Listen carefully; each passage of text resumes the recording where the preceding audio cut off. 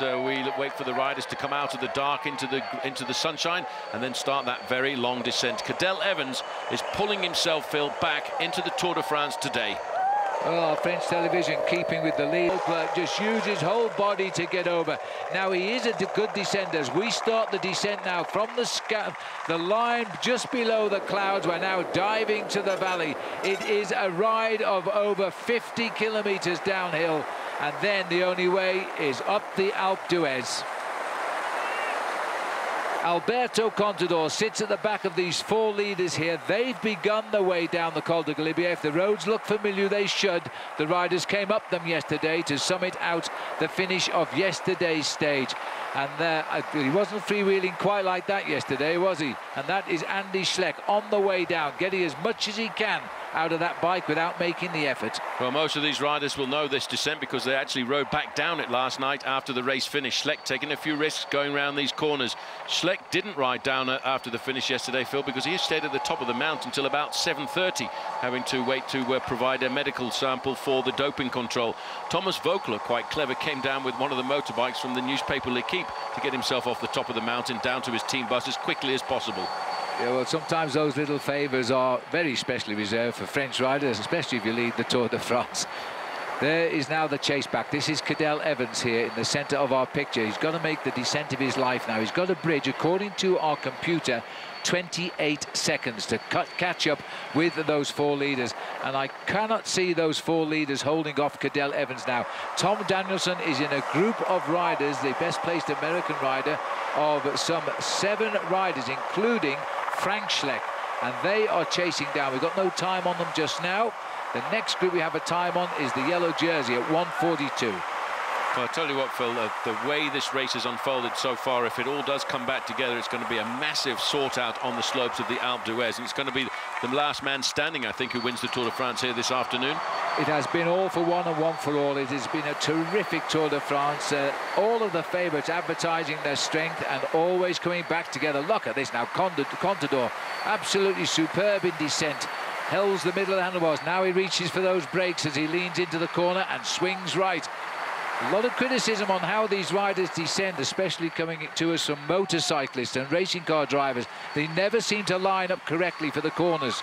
Well, the way to do it is to move over to the far side and then cut right across the apex of the corner. But the problem is, on a lot of these descents, Phil, some of the corners come too quickly for you to actually line up properly to get into the next corner that comes up.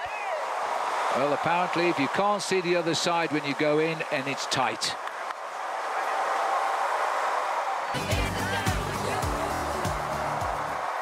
Four riders, and just behind Sanchez will be Hezjedal and Evans.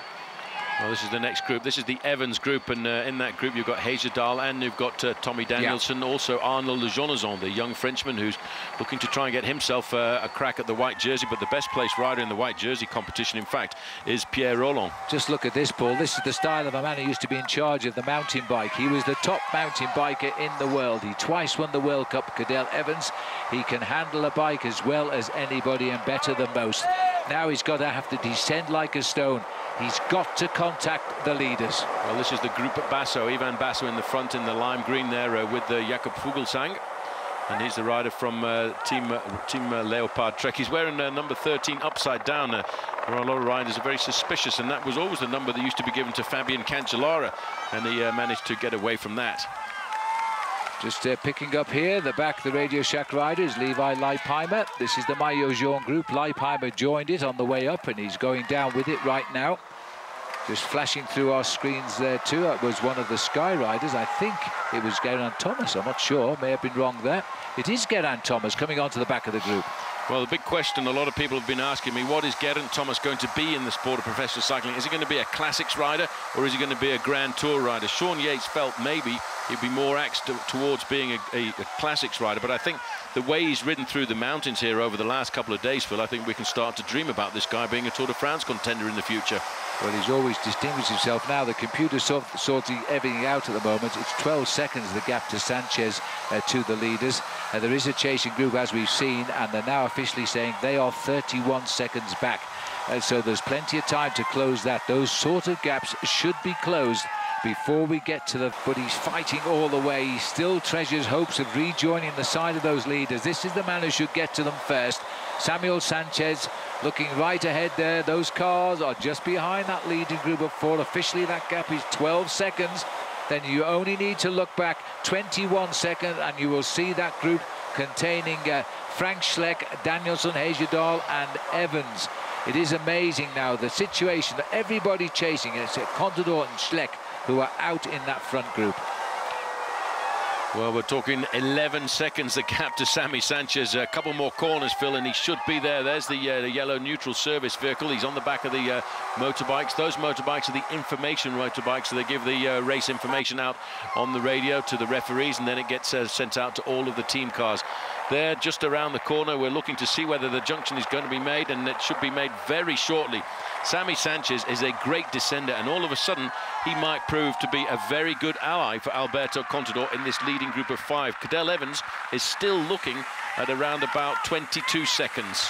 Well, this is an excellent move by the Olympic champion Samuel Sanchez. You saw the speed he went round that motorbike. He just came out of the hole in the wall. He's now free to fly. They pulled all the cars away from the leaders. They will make the rider have to work to cross the void himself. No attractions of following vehicles, but it won't be a problem now. He's going to freewheel up.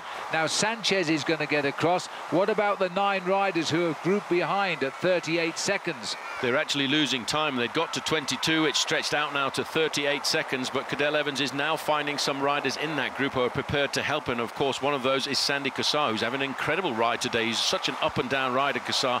He's trying to protect his own teammate Arnaud Jonazon, who's looking to move up in the best young rider competition.